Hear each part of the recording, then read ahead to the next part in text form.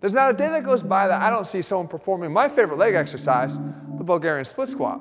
And it makes my heart sing. But the problem is, they're f***ing it up. And that's not good. So I have to make sure that I do my job as a coach and show you exactly how to do this exercise right. And the problem is, 90% of the problems with the exercise and the things that you get wrong happen because you don't set up the proper way. So how do you set up? Well, there's a couple things you can do right from the beginning before you even sink down into a single rep. And that is sit down on the bench with the dumbbells on your thighs and extend one leg out. And when you do, move it just a little bit more to the outside, because that heel position is where your foot is going to go if you want to do this exercise properly.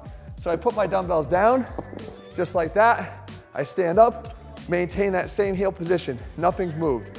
Now I take my back foot and I put it back on the bench. Now, how do you put it on the bench? Because this is where people get this wrong too. A lot of times people will just put their toe right up on top of the bench like this. And the problem is you've got very little point of contact on the bench, meaning you have a lot harder time balancing.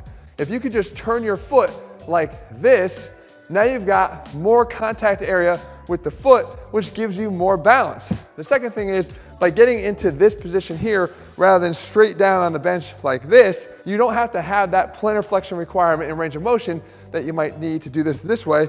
You get that more natural supination of the foot that gives you a chance to get it done a little bit more easily.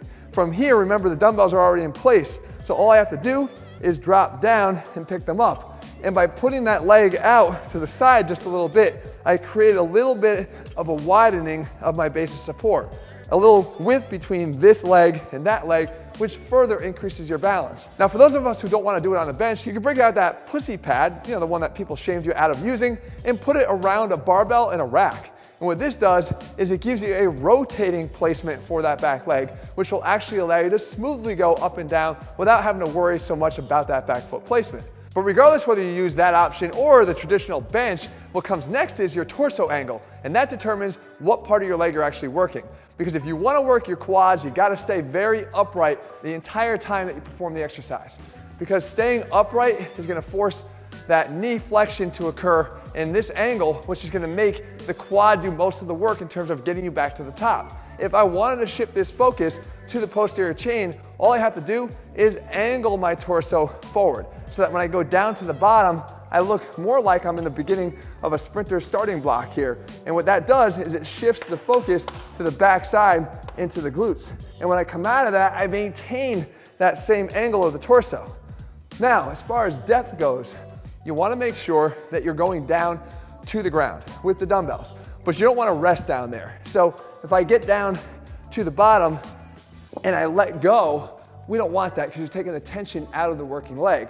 So I just want to be able to make contact here, but still support the entire weight of the dumbbell in my hands, and then push up. Now, if you want to give yourself a little bit of a cheat mechanism, especially if you're starting to get a little bit more fatigued, you tilt the front of the dumbbells down. So what this does is it shortens how far I have to go before I make contact with the ground and come out of it. That gives you a chance to do an abbreviated repetition without having to rely on doing quarter reps or half reps. Because I find that when you start to do the quarter and half reps, that you start to alter the mechanics of the exercise and you never really dig into the quads or the glutes enough to stimulate them. So utilizing this little tilt of the dumbbells doesn't alter the mechanics of the exercise, it just marginally alters the depth. Finally, when it comes to intensity techniques, this exercise is tailor-made to allow you to really start creating growth because you can do so many interesting things. First of all, paused reps in this stretch position. The second thing, you can do 1.5 reps, which is going to accentuate the time that you spend under tension in that stretch position.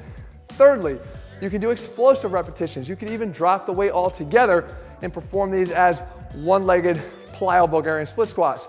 The options are endless, guys. The fact is, it is my favorite leg exercise for a reason because of how multidimensional it is. If you want to know how to do not just this, but a face pull or a lat pull down, you can check those videos out here. Click subscribe and turn on notifications so you never miss a video when we put one out. All right, guys, good luck. I hope this helps. See ya.